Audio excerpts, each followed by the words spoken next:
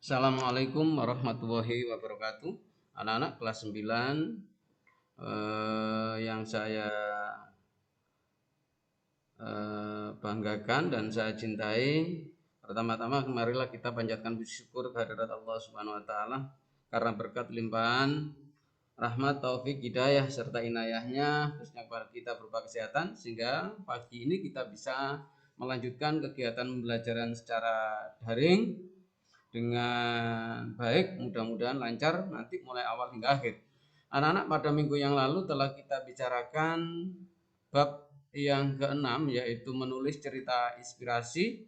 Mulai dari kita mengidentifikasi apa sih cerita inspirasi, apa bedanya dengan teks yang lain, kemudian struktur dan kebahasaan serta kesastraan teks cerita inspirasi, kemudian dilanjutkan dengan mencoba menelaah lebih dalam, belajar menulis dan menyajikan teks cerita inspirasi.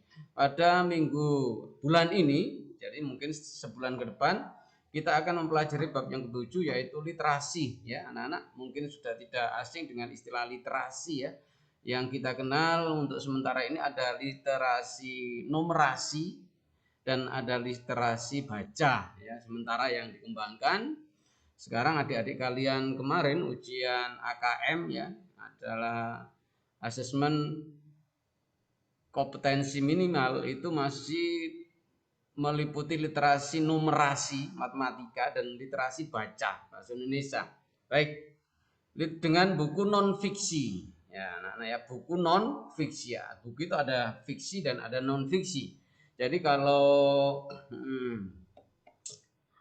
buku-buku yang ada di perpustakaan itu mungkin bisa kita kelompokkan, ada buku fiksi, ada non fiksi, dan ada referensi ya. Ada referensi itu bisa bahan-bahan di perpustakaan yang tidak bisa kita bawa, misalkan seperti globe, peta, dan lain sebagainya.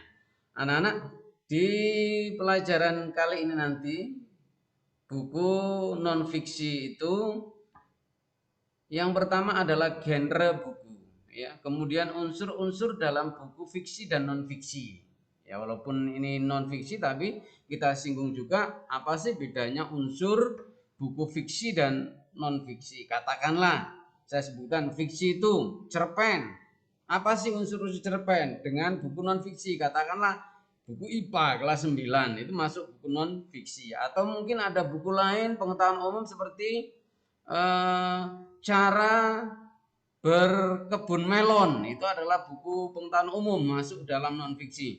Kemudian peta pikiran, garis alur atau rangkuman, dilanjutkan hubungan antar unsur dalam buku fiksi dan non fiksi. Yang terakhir adalah resensi, menanggapi terhadap isi buku fiksi dan non fiksi. Itu yang akan sebulan kita bicarakan. Nah, dari A, B, C, D, dan ini yang pertama kita akan bicara dulu ini apa? Genre. Genre itu apa Pak Nur? Genre itu jenis anak-anak. Tadi saya singgung bahwa di perpustakaan kalau boleh kita kelompokkan buku sekian ratus judul itu atau bahkan sekian ribu judul itu digolongkan menjadi dua. Ada buku fiksi, ada buku non fiksi. Misalkan apa Pak? Buku roman, novel, novelet, antologi cerpen atau kumpulan cerpen ya. Kalau kalian masuk ke misalkan membaca buku katakanlah apa? Tenggelamnya kapal Van der Wijk, atau mungkin ada Salah Asuhan, itu masuk dalam novel ya. Salah Asuhan atau Siti Nurbaya ya kan ya. Mungkin buku-buku jenis itu namanya buku fiksi. Bisa roman, bisa novel, bisa cerpen. Kalau buku non fiksi, biografi. Apa biografi itu? Ya, buku yang berisi tentang riwayat hidup tokoh-tokoh. Misalkan ada buku yang menceritakan sejarahnya Pak Habibie, sejarahnya Bung Karno, buku pendamping. Selain ada buku paket, buku wajib, ada buku pendamping. Itu juga buku non fiksi. Kamus bahasa Indonesia, bahasa Arab, bahasa Inggris, ensiklopedia hampir sama ya. Kalau kamus itu seperti KBBI, kamus besar bahasa Indonesia, ensiklopedia mengenai IPA, IPS, ekonomi, literatur, ya, literatur, referensi.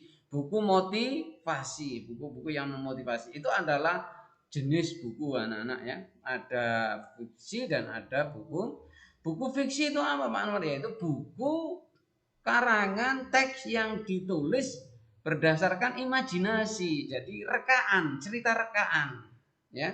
Kalau buku non fiksi ya berarti buku yang berisi ilmu pengetahuan. Contoh ada buku umum, misalkan cara berkebun melon, cara prakarya, umpamanya memanfaatkan botol bekas menjadi, itu namanya buku yang ditulis berdasarkan pengalaman atau fakta. Itu namanya buku non fiksi, berisi ilmiah pengetahuan. Bisa buku pelajaran ya, termasuk buku pelajaran, semuanya itu masuk buku non fiksi. Itu adalah genre buku. Yang kedua, unsur-unsur dalam buku fiksi dan buku non fiksi. Apa bedanya? Ya ini. Buku fiksi, katakanlah misalkan ada novel Salah Asuhan atau Layar Terkembang atau Siti Nurbaya. Itu seperti kemarin pada pelajaran beberapa hari yang lalu, itu ada unsur intrinsik dan ada unsur ekstrinsik. Unsur intrinsik itu adalah unsur yang membangun karya cerpen atau novel atau roman dari dalam. Misalkan apa Pak? Ada tema, ada alur, penokohan, sudut pandang, amanat. Itu masuk ke dalam unsur intrinsik. Kemudian unsur ekstrinsik adalah unsur yang membangun karya sastra dari luar. Misalkan latar belakang pengarang, suku, ya kan? Itu namanya ekstrinsik. Sedangkan unsur yang membangun buku non fiksi adalah unsur buku non fiksi, nanti ada diceritakan. Nah, itu anak-anak ya yang perlu kita bicarakan. Nah, nanti tugasnya mungkin kalian disuruh Pak Anwar untuk ke perpustakaan mencoba mendaftar judul mana sih buku fiksi itu.